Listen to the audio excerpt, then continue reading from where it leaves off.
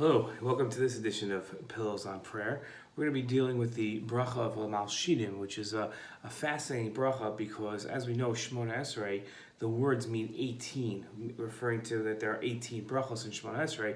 Really, there are 19, though, and while this is the 13th in the order, it was added in after shemoneh esrie was written. So this is technically the 19th bracha of the prayer that we refer to as the 18 brachos.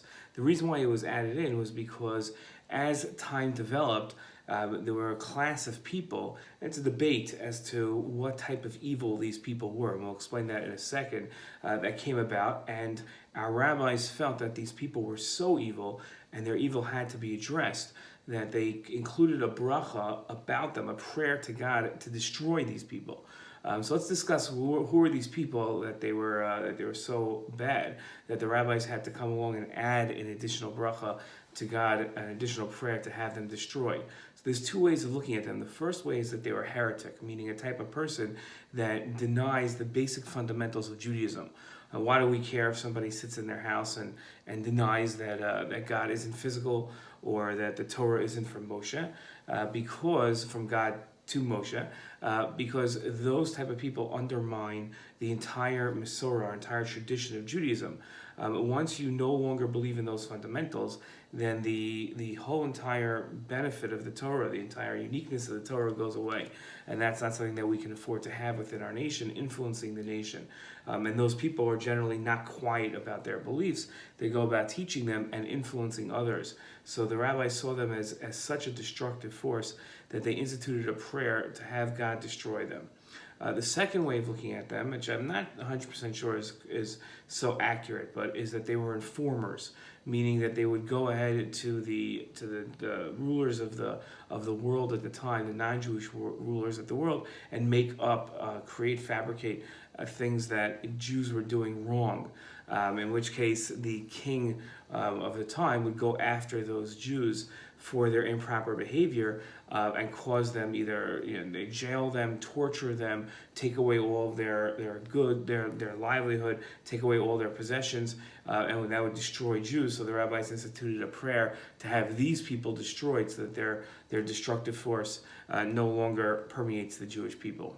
Okay, let's get to the words of the bracha. So these evil people, they should have no hope, right? Alti tikva, that God should make sure they have no hope. And all of their evil should end in one moment, immediately. Okay, just like death it takes place in 1 second, so too these people should be wiped out immediately. And all of your enemies, God, because these people are not just our enemies, but they're also the enemies of what God stands for. So they're God's enemies, and also all of God's enemies immediately should be cut off. They should no longer exist. Okay, that's what kares is. Kares is that you no longer exist, not in any form whatsoever, not in what we might sometimes refer to as a spiritual form, nothing. These people should be completely wiped out. They no longer exist and not part of the reality of the universe at all. So each